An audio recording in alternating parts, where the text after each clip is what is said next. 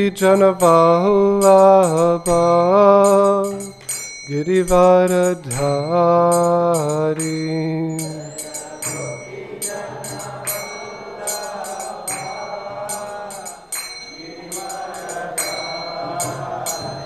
Yashoda Nandana Braja Jana Ranjana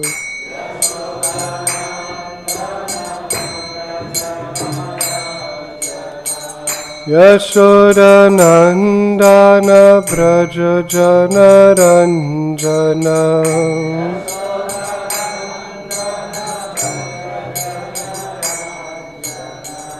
Jamuna Tira Vanachari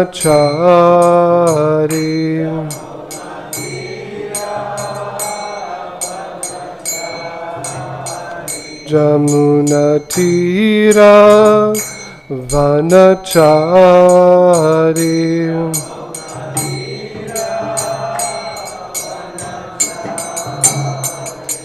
Jaya Radha Madhava Kunja Bihari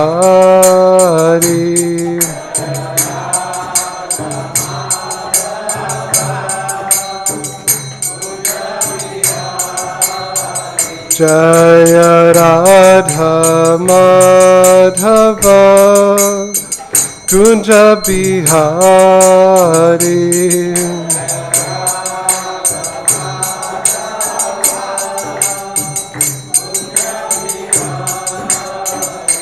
Jaya Gopi Jana Vallabha Girivaradhari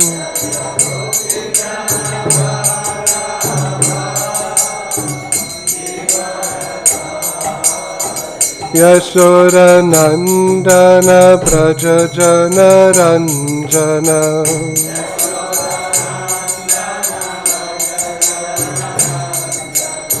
Jamuna Tira Vanachari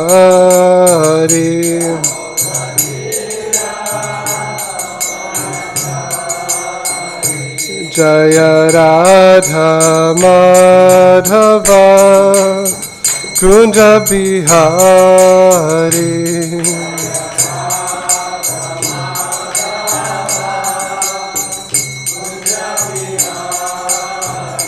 Jaya Prabhupada Jaya Prabhupada Prabhupada Jaya Prabhupada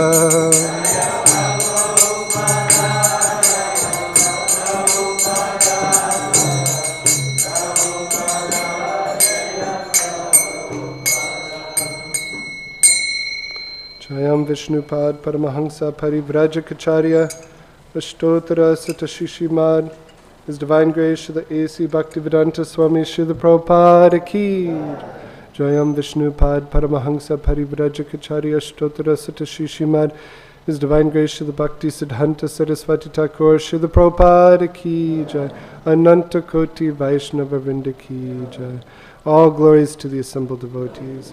All glories to the assembled devotees. All glories to the assembled devotees. All glories to Shri Guru and Gauranga. All glories to Shri Prabhupada.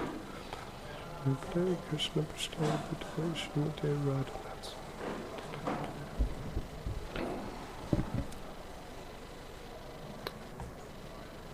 Om Namo Bhagavate Vasudevaya.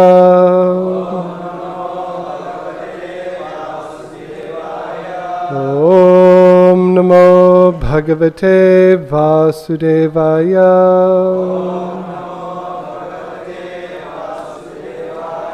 Om Namo Bhagavate Vasudevaya.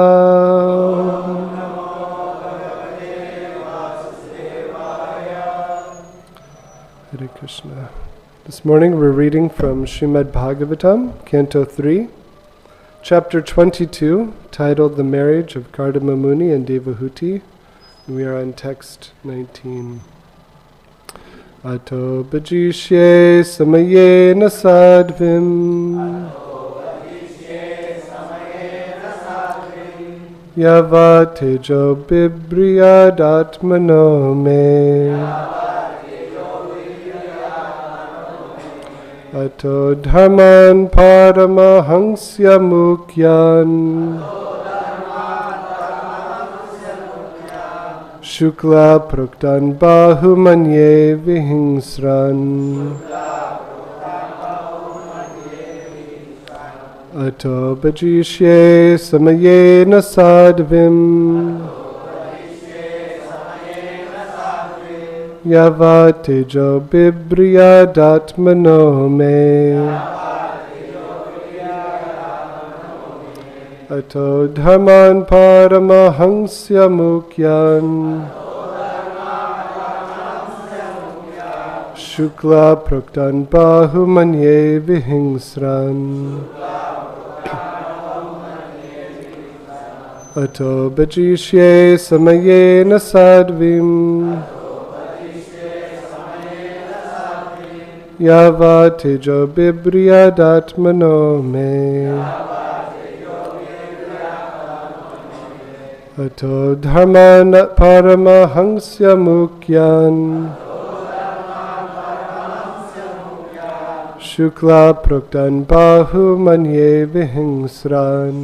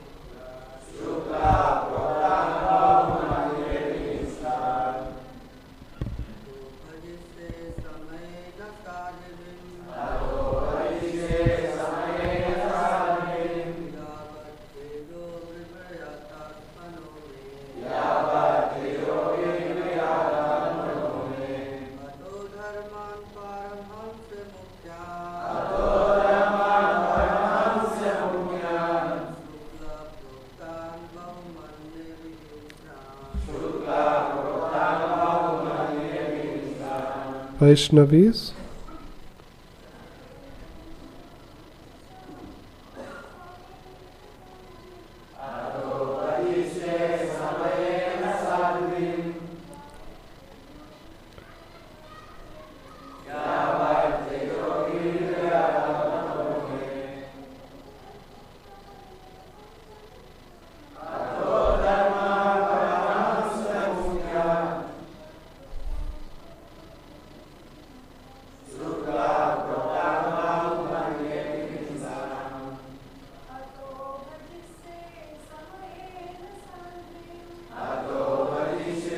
samayena sādhvīṁ.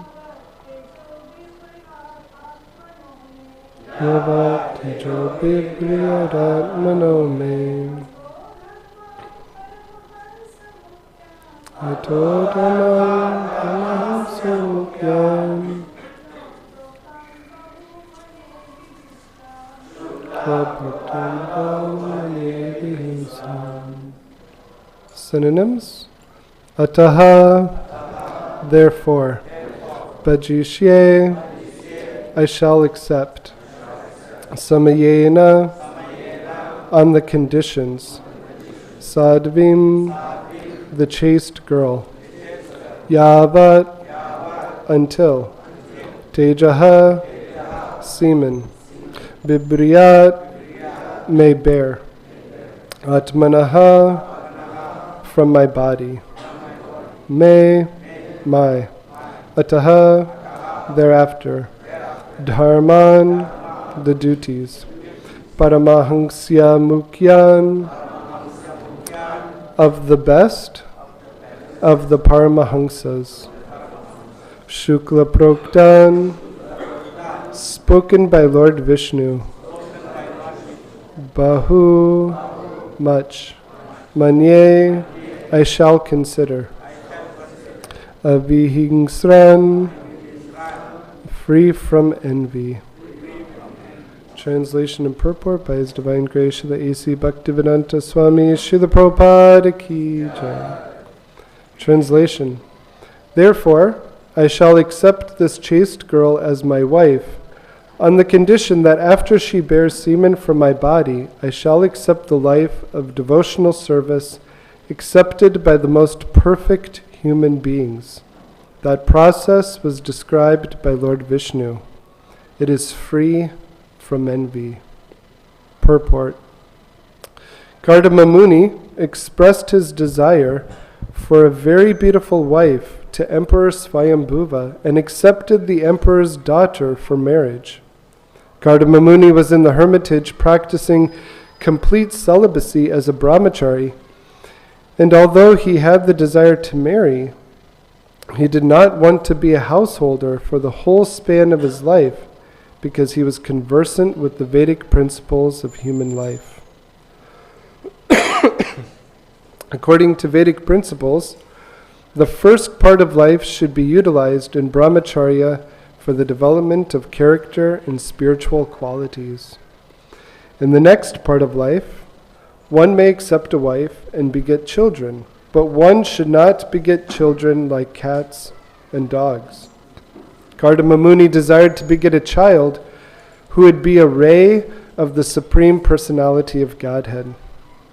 One should beget a child who can perform the duties of Viṣṇu. Otherwise, there is no need to produce children. There are two kinds of children born of good fathers. One is educated in Krishna consciousness so that he can be delivered from the clutches of Maya in that very life. And the other is a ray of the Supreme Personality of Godhead and teaches the world the ultimate goal of life. As will be described in later chapters, Kardama Muni begot such a child, Kapila, the incarnation of the personality of Godhead who enunciated the philosophy of Sankhya. Great householders pray to God to send his representative so that there may be an auspicious movement in human society. This is one reason to beget a child. Another reason is that a highly enlightened parent can train a child in Krishna consciousness so that the child will not have to come back again to this miserable world. Parents should see to it that the child born of them does not enter the womb of a mother again. Unless one can train a child for liberation in that life, there is no need to marry or produce children. If human society produces children like cats and dogs for the disturbance of social order, then the world becomes hellish as it has in this age of Kali. In this age, neither parents nor their children are trained. Both are animalistic and simply eat, sleep, mate, defend, and gratify their senses. This disorder in social life cannot bring peace to human society. Kardama Muni explains beforehand that he would not associate with the girl Devahuti for the whole duration of his life. He would simply associate with her until she had a child. In other words, sex life should be utilized only to produce a nice child, not for any other purpose. Human life is especially meant for complete devotion to the service of the Lord. That is the philosophy of Lord Chaitanya. After fulfilling his responsibility to produce a nice child, one should take sannyas and engage in the perfectional paramahaṁsa stage. Paramahaṁsa refers to the most highly elevated perfectional stage of life. There are 4 stages within sannyas life, and paramahaṁsa is the highest order. The Srimad Bhagavatam is called the Paramahaṁsa Samhita. the treatise for the highest class of human beings. The paramahaṁsas free from envy. In other stages, even in the householder stage of life, there is competition and envy. But since the activities of the human being in the paramahaṁsa stage are completely engaged in Krishna consciousness or devotional service, there's no scope for envy. In the same order as Kardama Muni about 100 years ago, Thakur Bhaktivinoda also wanted to beget a child who could preach the philosophy and teachings of Lord Chaitanya to the fullest extent. By his prayers to the Lord, he had as his child Bhaktisiddhanta Saraswati Goswami Maharaj, who at the present moment is preaching the philosophy of Lord Chaitanya throughout the entire world through his bona fide disciples. Śrīla Prabhupada ki jai.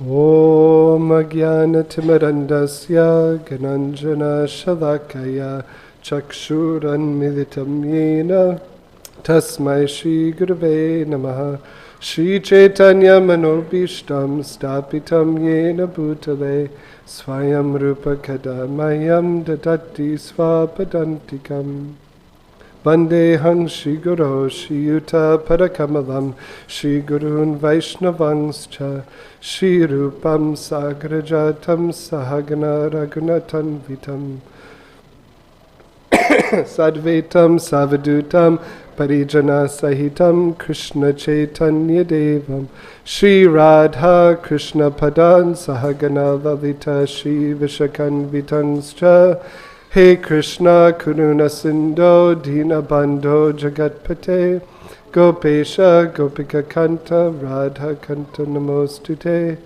Tapta Kanchana Gaurangi Radhe Vrindavaneshwari Vrishabhanu Sute Devi Pranamami Hari Priye Vanchakalpa Turubhyascha Pasindubhi Vacha Patitanam Pavanebhyo Vaishnavebhyo Namo Namaha Jai Shri Krishna Chaitanya Prabhu Nityananda Shri Advaita Gadadhar Shivasari Gaura Hare Krishna Hare Krishna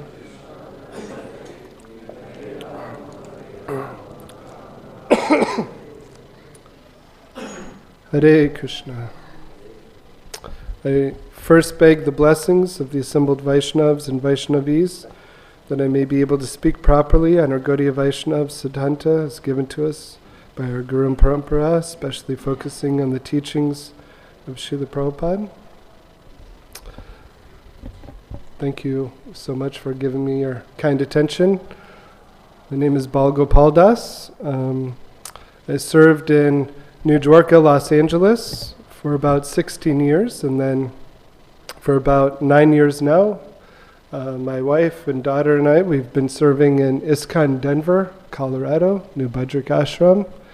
And so this is a great opportunity to serve all of you this morning by attempting to speak on Srila Prabhupada's verse and purport. And this is such an amazing purport where Srila Prabhupada's really speaking about himself, about Srila Bhaktisiddhanta Saraswati Thakur. The first thing that grabbed my attention was how Srila Prabhupada's using the terminology ray of the Supreme Personality of Godhead. Of course, we all hear about ray of Viṣṇu, Bhaktivinoda Thakur, Srila Bhaktisiddhanta Saraswati Thakur. So, in the beginning of this purport, Srila Prabhupada is talking about how Kardama Muni is conversant with the Vedic principles of human life. Because Kardama Muni, he's wanting to engage in the Grihastha ashram after the Brahmachari ashram. Sometimes the notion is that if a brahmachari is a good brahmachari, then he falls down and enters into the Grihastha ashram. But actually, the proper system is brahmacharis create good grihastas. Right? This is actually the Vedic principles here, that if you're not a good brahmachari, you're not going to be a good grihasta. Not that, oh, I'm a bad brahmachari and then I enter into the grihasta ashram. No, actually, the Vedic system, good brahmacharis create good grihastas, then create good vanaprasthas, and then take to the pāramahaṁsya stage sannyas. And this is the desire of Kardama Muni. He wants to be a proper grihasta and bring forth a proper human being that will spread Krishna consciousness. So real humanity, real human life starts with Vedic principles. And this can be a little scary for people, especially in the West and people all over the place, that you hear about Vedic principles, rules and regulations, and it immediately becomes a burden, right? Oh, I have to follow these rules and regulations, Vedic principles. Sometimes it scares people because they want their freedom, right? In the United States, there's the Statue of Liberty, which is all about freedom. And somebody started promoting that there should be a statue on the other side of the United States that's about responsibility. Because we just want freedom, but we don't want the responsibility. Right? I want to do what I want to do. And this is the very much age of Kali Yuga mentality, that it's all about my truth and my feelings, my right versus your right. And then we attack people when they don't accept our truth, and so on and so on. But a way that we can think about rules and regulations that we actually all accept, because deep down we actually really like rules and regulations. A good example of this is that if I said, okay, everybody, we're going to go outside and we're going to play a game. And then we all go outside and we're ready for this game that we're going to play. And I say, okay, just play the game. Now automatically one person's going to be like, well, wait, what's the rules? How do I score? Where's the boundaries? How do we play this game? So actually, from childhood, we actually really liked rules and regulations because it helped us play. And even when we're playing and somebody goes against the rules and regulations, hey, you're out of bounds, or you did this, and that's why you need a referee. And otherwise, even now when you're watching cricket or football or so on, and somebody's not playing the game properly, if they just go on the field and do whatever they want, well, that doesn't make the game fun. It actually ruins the game.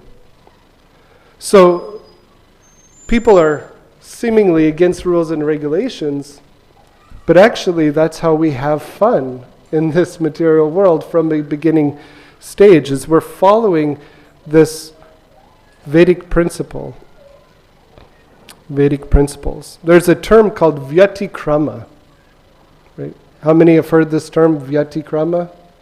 We see it in Srimad Bhagavatam in different places. One famous place is maryada vyatikrama. Right? You don't want to usurp or go ahead of the acharya or great personalities. You want to keep a respectful boundary. In 10th canto, there's Dharma Vyatikrama, where it's Srila Shukadeva Goswami is talking about Ishvara and how even great personalities, sometimes they might go out of the boundary, Vyatikrama. They might go out of the boundary of Dharma, but then they're quickly purified because they're Ishvaras, referring to Krishna's Ras Leela. So we have this term Vyatikrama, which means boundary. When we go outside of the Vedic principles, we're stepping out of that boundary. Right? And then there's sinful reactions that follow. Even a very interesting way thinking of sin right? Because if Vedic principles keeps us in the vyatikrama, keeps us in the boundary, keeps us safe, sin is also related to archery. Has anybody heard that before? That sin, the term sin, is actually coming from archery, which means you missed the mark. And that's where the term sin comes from. So when you sin, you're missing the mark. Again, going back to something that's quite fun, archery.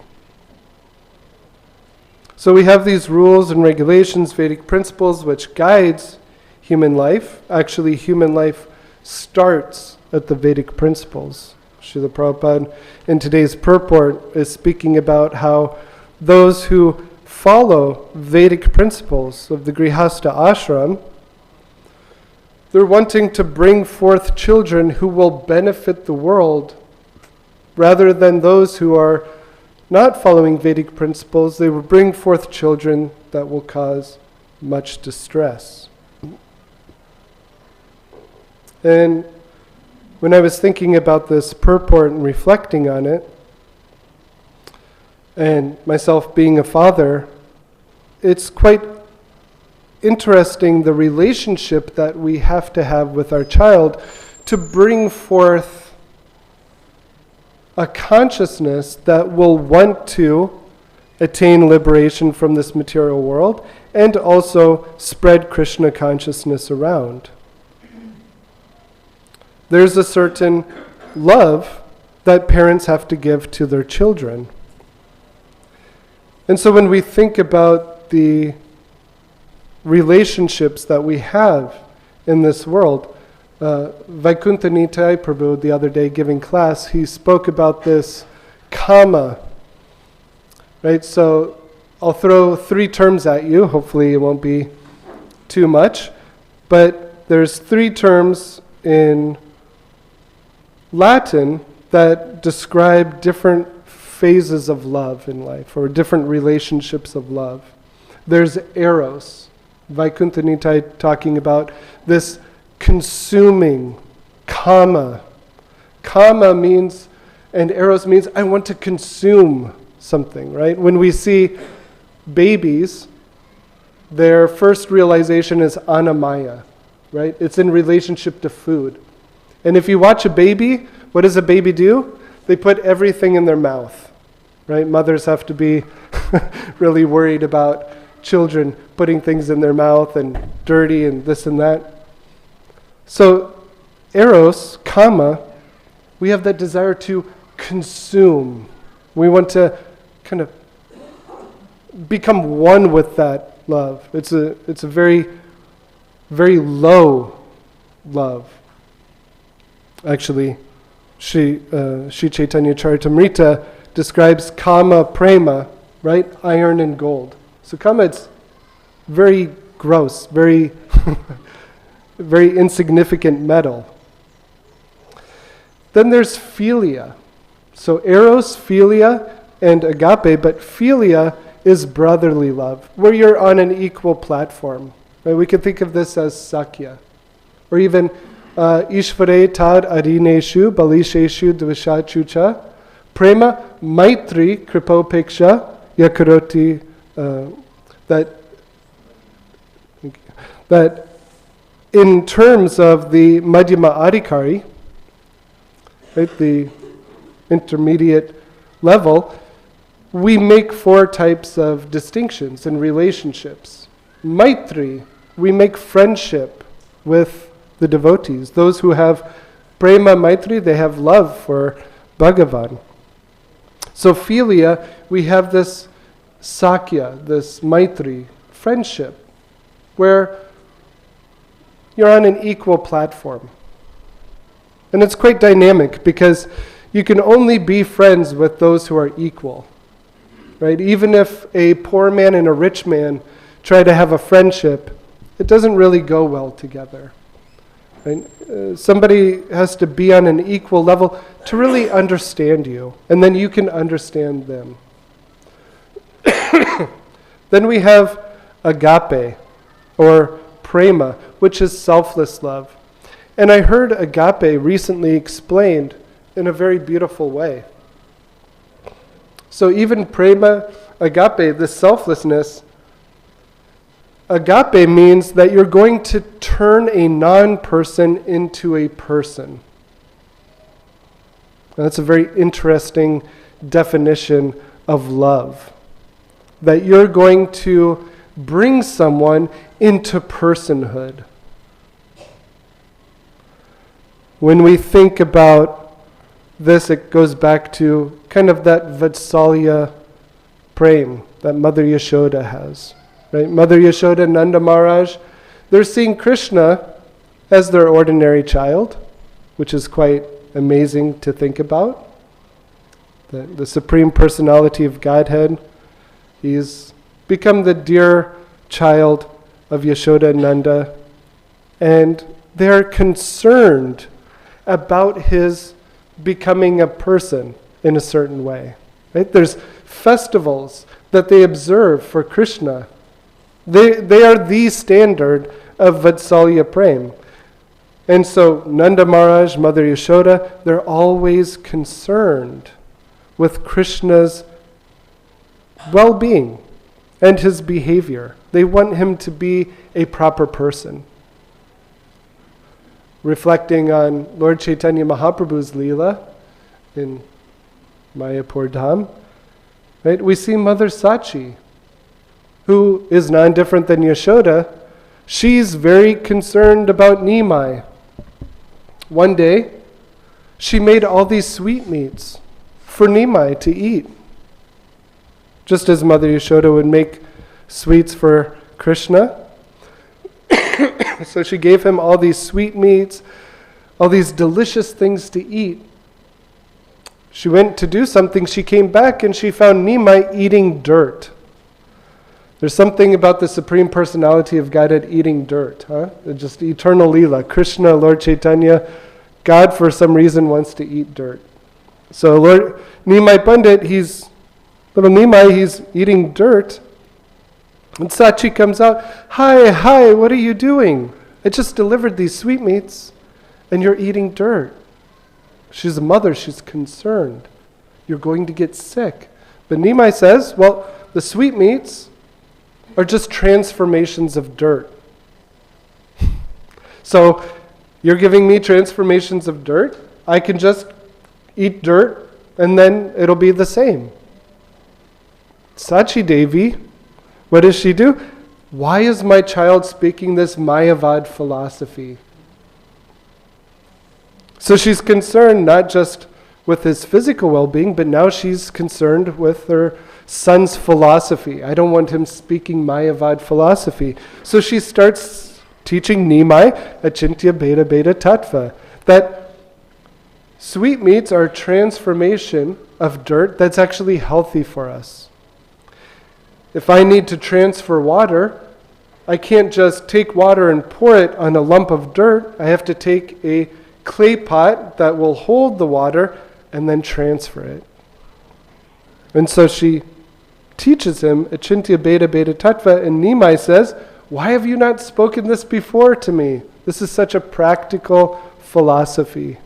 So Mother Sachi is the one who teaches Nimai about Achintya Beta Beta Tattva, which becomes his prominent doctrine. So Mother Sachi, she's the embodiment of Vatsalya Prem, and it's quite amazing the relationships that she has with Nimai. When Nimai is going to take sannyas and become Sri Krishna Chaitanya Mahaprabhu, he meets with his mother, who's just devastated that Nimai is going to leave her. Why can't you stay here in Navadvip and perform Sankirtan with Lord Nityananda, your dearmost associates, Gadadhar and Srivas Thakur? Why do you have to leave and take sannyas? She actually challenges him, speaking about Vedic principles. She said, this is actually against the Vedic principles. You're going to leave and break your mother's heart, because his mother had no one to take care of her. His young wife, and Vishnu Priya, had no one to take care of her, so you should stay. But Lord Chaitanya Mahaprabhu started preaching to his mother about their relationship. You're my mother in so many incarnations.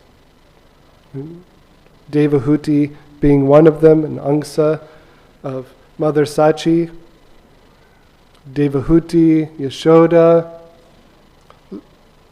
different incarnations that Krishna has. His mother descends. And he says something quite amazing that I've been meditating on since last Gorpurnima actually, is that he says that when the deity is made, she's the elements of the deities. That's quite an amazing thing to think about. When we have darshan of the deities, brass, metal, marble, wood, whatever the element, the deity, the Archavigraha is manifest from, that is Sachi Devi. That's Mother Yashoda. And then he says something that's quite amazing that I've been meditating on. He says that in the Sankirtan Leela, Sachi Devi and him appear. He's the holy name, and she is the... Does anybody know what Mother Sachi is in relationship to the holy name? The tongue. This is in Vrindavan Das Thakur's Sri Chaitanya Bhagavat, which is amazing to think about. Holy name is Krishna, Sachi Devi is the tongue. What a dynamic relationship between God and his mother. So we see how even Krishna himself, the Supreme Personality of Godhead, has a very dynamic relationship with his parents. Jagannath Mishra, Mother Sachi, Nanda Maharaj, Yashoda Mai. And in today's purport, Srila Prabhupada, he talks about parents training children, and going back to this, prema agape means bringing somebody into personhood. So this is actually the duty of grihastas, is to make an actual human being, not to have children like cats and dogs who are going to be further animalistic and upset the social order. The social order is very much upset all over the world due to this. And so parents in Krishna consciousness, they pray for a ray of the Supreme Personality of Godhead. Quite interesting how Srila Prabhupada says there's two types of children. One who will themselves, one is educated in Krishna consciousness so that he can be delivered from the clutches of Maya in that very life, and the other is a ray of the Supreme Personality of Godhead and teaches the world the ultimate goal of life. So amazing that, this is the two types of children that we're praying for. And again, we see how Srila Bhaktivinoda Thakur, this trip to India has been so special, going to different places connected to Srila Bhaktivinoda Thakur. Bhaktivedanta Research Center, we saw Srila Bhaktivinoda Thakur's handwriting of his Gaur Arati song and how he even edited different parts of it. It was just amazing. I never thought coming to India and seeing the writing of Srila Bhaktivinoda Thakur. It was actually life-changing just to see the handwriting of Srila Bhaktivinoda Thakur. And yet, he gives us the example of a proper householder who prayed for Srila Bhaktisiddhanta Saraswati Thakur Srila Prabhupada to help him in his mission. He set the standard of what it is to be a parent, and even how loving Srila Bhaktivinoda Thakur was to his children. It's quite amazing. In his diary, he's giving so many instructions to his children. That's on a very loving, agape platform to keep them enthusiastic in spreading Krishna consciousness. And even giving Srila Bhaktisiddhanta Saraswati Thakur Kurma Shila. In the United States, many people are giving their children Teenage Mutant Ninja Turtles, different type of turtles to play with, whereas Srila Bhaktivinoda Thakur is giving Kurma Shila, tortoise Shila, for Srila Bhaktisiddhanta Saraswati Thakur. And even our own Srila Prabhupada. Srila Prabhupada gave so much respect to his father in raising him in Krishna consciousness. He dedicates, does anybody know which book Srila Prabhupada dedicates?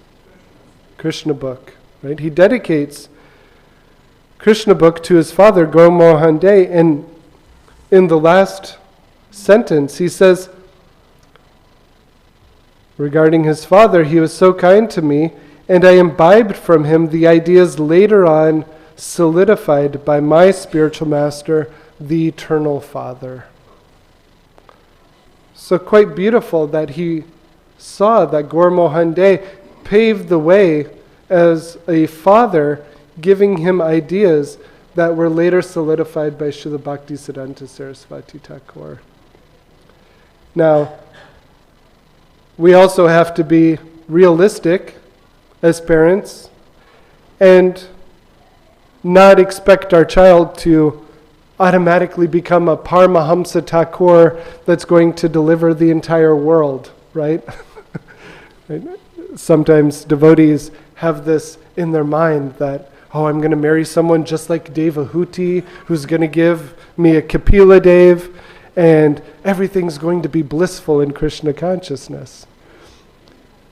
Anybody who's responsible in the Grihastha ashram will tell you it takes dedication, love and kindness to be in the Grihastha ashram. Brahmacharis, also, it's difficult to be in the Brahmachari ashram.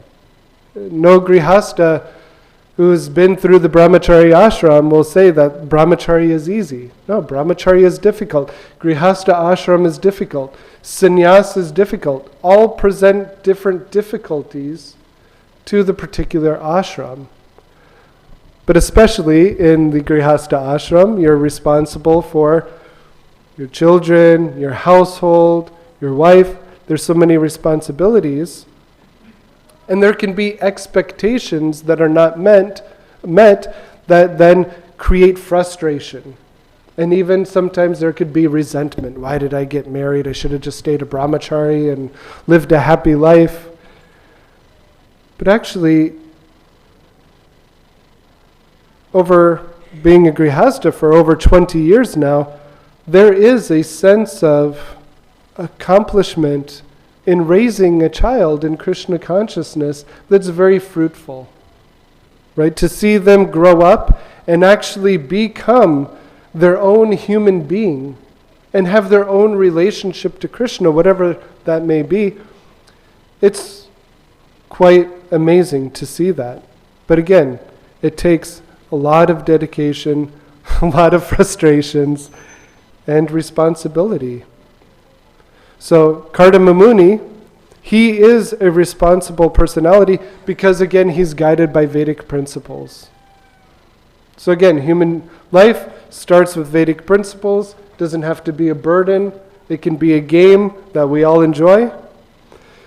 Different aspects of love, kama, sakya, prema, how Mother Sachi, Mother Yashoda, Nanda Maharaj, there's a dynamic relationship between Krishna and his parents, and then Bhaktivinoda Thakur setting the standard, praying for Srila Bhaktisiddhanta Saraswati Thakur, Srila Prabhupada, our Srila Prabhupada, Guru Mohan De.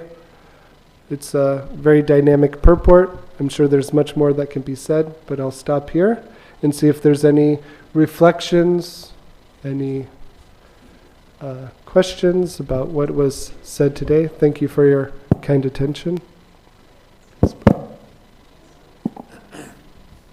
I was in Denver for 4 years too, I'll tell you later. But there's a kind of the Mahavakyam that Prabhupada spoke about our children. So these are not ordinary children, they're from Vaikuntha. We should love them. That's the Mahavakyam for... Oh, can't hear? Okay, sorry. The Mahavakyam, the primary statement that Prabhupada made on caring for our children is that these are not ordinary children. They're from Vaikuntha. We should love them. This should be the guiding principle for all the schools in ISKCON, and not fear-based management, which doesn't work that well. Then there's a heavy rebellion that comes later in a rejection. Thank you, Prabhu. Yeah, important point. Yeah, Vaikuntha children.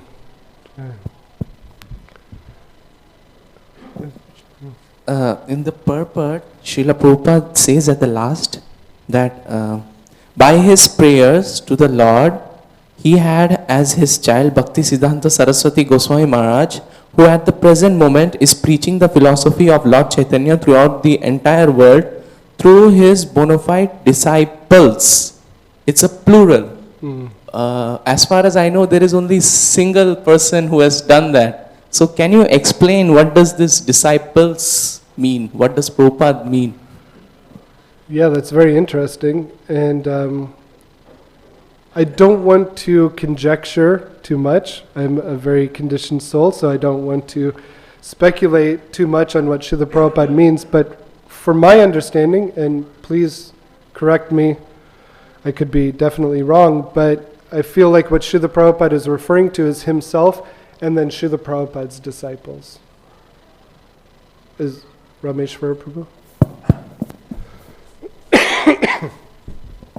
Thank you for raising that point, and thank you for that wonderful class. Before I respond, I'm just thinking, you've been a servant of Sri Sri Rukmini and Dwarkadish, and then you've been a servant of Sri Sri Radha Madan Mohan. And now you have the association of an eternal daughter of Prabhupada. I mean, one of the greatest book distributors ever of all time in the history of our movement, Srimati Nidra Devi. You are so blessed. Wow, I can't get past that introduction of you that you gave us. Anyway, this is not focused solely on Prabhupada, because Srila Bhaktisiddhanta Saraswati disciples and grand disciples in India still preach. You can't say they're not preaching. They may not be preaching in the exact way of the whole world. And Prabhupada is Jagat Guru. So he's Guru for the whole, even more than the world. But that's the difference. He doesn't negate that Gaudiya Math disciples of Srila Bhaktisiddhanta preach in India to Indian-bodied people or whoever comes to their maths. They're just not imbibing what Srila Bhaktisiddhanta taught about. I would love to sell the marble and not see my disciples fight over which comfortable room they can have. I want to sell the marble and use that money to print books. Srila Bhaktisiddhanta said that the greatest kirtan comes from the Brihat Mridanga. He coined that phrase, which Prabhupada, more than anybody else, took as his life and soul. So that's how I read that last sentence. A wonderful sentence for us today. If you go back to that, every one of us should actually imbibe this in our Krishna consciousness. Look what it says, for every one of us. At the present moment, I'm going to substitute, Srila Prabhupada is preaching. At the present moment, Srila Prabhupada, who's disappeared, at the present moment, he's preaching the philosophy of Lord Chaitanya throughout the entire world through his bona fide disciples and grand disciples and million times grand disciples. That's one of the best sentences to memorize of all of Prabhupada purports. And I hope we can all take this into our heart the way Prabhupada set the example of taking it into his own. Hare Krishna. Thank you again for bringing the mercy of Rukmini and Dwarkadish, Radha, Madan Mohan, and Mother Nature. I should say that my wife, she actually... Where is she? She's right here in the red-orange chadar. Oh, Hare Krishna. So every day she's cooking for Mother Nidra and taking care of all of Mother Nidra's needs. So Mother Nidra, for those who don't know, she's one of the greatest book distributors in the world. She goes out every day, whether it's snowing, raining. Srila Prabhupada's disciple, and Mother Nidra is a very amazing personality. Did you want to say something else, Prabhu? Or anybody else have any other reflections, questions? I was her sacrificial leader, but she saved me. I'm not kidding. By her prayer. She...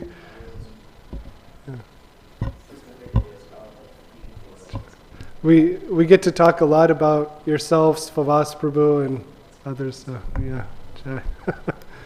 Yes, Prabhu. Also, another way that last sentence could be processed is Prabhupada's deep humility.